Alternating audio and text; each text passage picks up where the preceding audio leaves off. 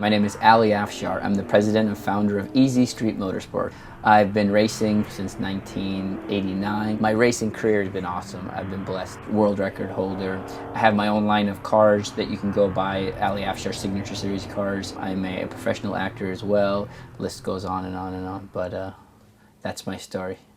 My greatest epiphany in life is something that happened during a course of a few years that I realized one night. It wasn't like I was in a plane that crashed or something, or I had a, you know, almost had a dying in a race car. I've had those issues, but those weren't the epiphanies. This was just like a slow burn that finally was like, wait a minute. I believe I want to say I was in, I think I was in New York at a hotel in New York. We were to the point where we didn't know where we were.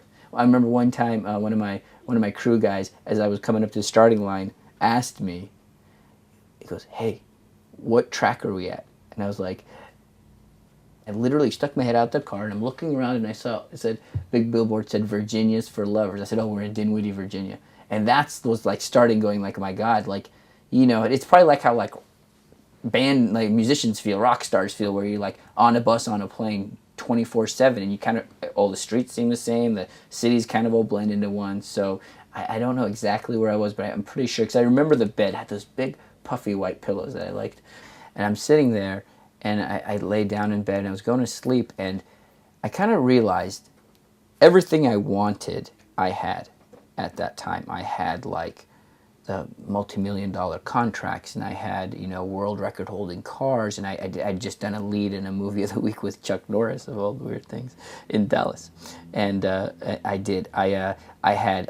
could buy anything I wanted to. Like, I bought the house in the Hollywood Hills, and I could go to I went to an Aston Martin dealership in Northern California and struck a $200,000 check, and I had the car I wanted, and I love cars, so it was like, I had everything, but the process of getting there, that night I realized if I didn't have anybody to share it with, and I guess I'm getting a little romantic and sappy, but if you didn't have anybody to share it with, it was worth nothing.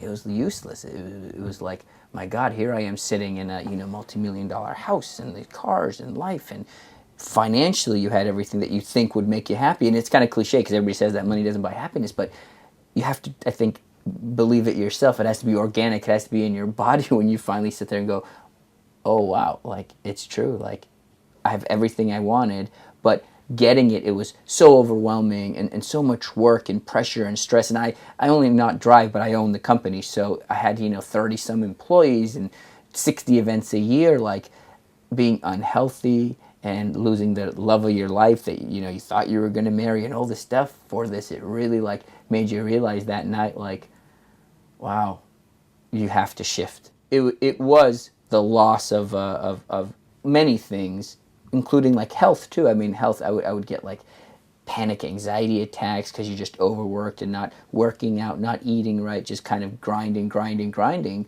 And you think that's what you have to do to get that result. And being younger, I just went for it. But yeah, what I used to say, like, what I gotta do right now, it's got to get done right now because I want to look really good for this company, or I want to win this thing. It's like, you know what, I can do it tomorrow. And it'll be just as good. It'll probably be better because I'm not stressed about it.